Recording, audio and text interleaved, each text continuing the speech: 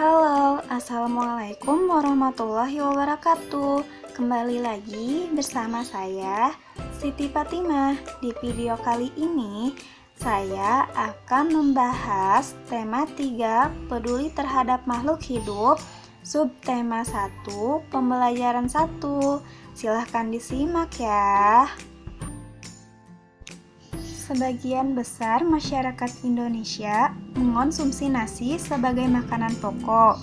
Apakah kamu tahu bahwa nasi berasal dari beras dan beras berasal dari padi? Mari kita mengenal padi.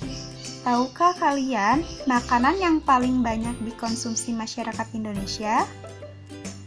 Bacalah teks berikut dalam hati, pahamilah isinya. Padi adalah tanaman yang sangat penting di Indonesia. Padi menghasilkan beras. Banyak penduduk Indonesia yang mengonsumsinya. Padi dapat tumbuh di daerah panas dengan curah hujan tinggi. Daerah utama penghasil padi adalah Jawa Barat, Jawa Timur, Jawa Tengah, Sulawesi Selatan, dan Sumatera Utara. Karawang, Jawa Barat dikenal sebagai lumbung padi nasional. Pertumbuhan padi dibagi menjadi 3 tahap besar. Pertama-tama, benih atau biji padi dimasukkan ke dalam karung goni dan direndam 1 malam di dalam air mengalir supaya perkecambahan benih terjadi bersamaan. Selanjutnya, benih-benih ini ditanam di lahan sementara. Bibit yang telah siap dipindah tanamkan ke sawah. Biji atau benih tadi akan tumbuh berkecambah hingga muncul ke permukaan. Bakal akar dan tunas menonjol keluar. Lalu batangnya memanjang. Petani juga mengairi, memberi pestisida dan pupuk pada tanaman ini. Selanjutnya, tanaman padi berbunga hingga gabah matang, berkembang penuh, keras, dan berwarna kuning. Gabah adalah bulir padi yang terbungkus dalam sekam atau kulit padi. Gabah ini nantinya yang akan dijadikan benih lagi. Tahap pertumbuhan padi berlangsung antara 110 hari hingga 130 hari. Setelah panen padi, gabah ditumbuk dengan lesung atau digiling sehingga sekam atau kulit padi terlepas dari isinya. Bagian isi inilah yang berwarna putih, kemerahan, ungu, atau bahkan hitam yang disebut beras. 1. Apa isi bacaan di atas? 2. Mengapa tanaman tersebut penting bagi masyarakat Indonesia? 3. Di mana tanaman tersebut dapat tumbuh?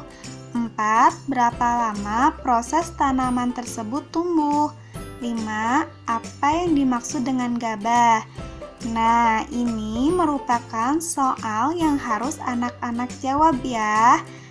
Untuk jawabannya bisa kalian baca di bacaan yang tadi. Indonesia memiliki beragam tumbuhan yang dapat dimanfaatkan sebagai makanan pokok. Beras, sagu, dan singkong adalah beberapa di antaranya. Di daerahmu pasti banyak tumbuhan yang dapat dimanfaatkan. Ada mangga, pisang, seledri, tebu, atau lainnya. Pilihlah salah satu tanaman yang sering kamu manfaatkan dalam kehidupan sehari-hari. Tulislah pertanyaan sebanyak-banyaknya tentang tanaman tersebut. Pertanyaanmu harus dapat menjawab rasa ingin tahumu. Kamu sudah belajar tentang padi. Nah, sekarang kita akan membuat diagram tentang padi. Pertama-tama, direndam 1 malam di dalam air, kemudian ditanam di lahan sementara. Setelah itu, biji tadi akan tumbuh, bakal akar, dan tunas menonjol keluar. Lalu, batangnya memanjang. Dan yang ketiga, tanaman padi berbunga sehingga gabah matang, berkembang penuh, keras, dan berwarna kuning. Bagian yang terpenting adalah bagian kedua, yaitu biji akan tumbuh bakal akar dan tunas menonjol keluar, lalu batangnya memanjang. Karena pada masa tumbuh padi sangat menentukan untuk perkembangan selanjutnya. Jika pada fase ini mengalami kegagalan, maka tanaman padi tidak bisa tumbuh. Berikut adalah beberapa cara untuk mempertahankan padi tetap dapat dinikmati masyarakat Indonesia. Pertama, menjaga bibit agar dapat ditanam kembali. Kedua, menjaga lahan pertanian, jangan sampai lahan digunakan untuk kebutuhan lainnya, misalnya dijadikan untuk mendirikan bangunan. Ketiga, menjaga kebersihan lingkungan sekitar. Sampah akan menyebabkan banjir. Apabila terjadi banjir, maka tanaman padi tidak akan tumbuh. Keempat, saluran air dijaga agar tetap mengalir. Yang kelima, penggunaan beras yang tidak berlebihan. Jumlah penduduk yang meningkat akan meningkatkan kebutuhan yang besar terhadap padi. Penggunaan beras sesuai kebutuhan akan sangat membantu. Amatilah gambar pantai, dataran tinggi, dan dataran rendah. Pantai. Pantai adalah daerah yang berbatasan langsung dengan laut. Pantai ada yang landai dan ada pula yang terjal. Pantai yang landai biasanya digunakan untuk objek wisata. Sumber daya alam yang ada di pantai yaitu ikan, rumput laut, dan kerang. Pantai dapat dijadikan sebagai objek wisata.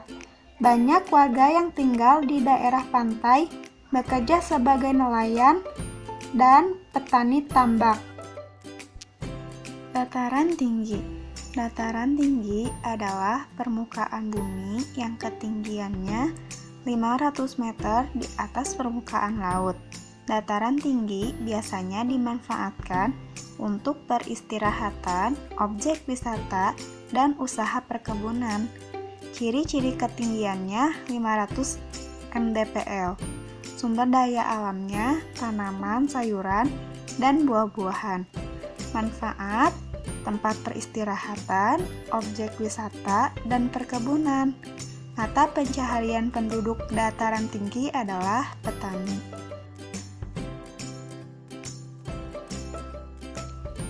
Dataran rendah. Dataran rendah adalah permukaan bumi yang datar dengan ketinggian kurang dari 200 meter dari atas permukaan laut. Pada umumnya, dataran rendah berada di sekitar pesisir pantai.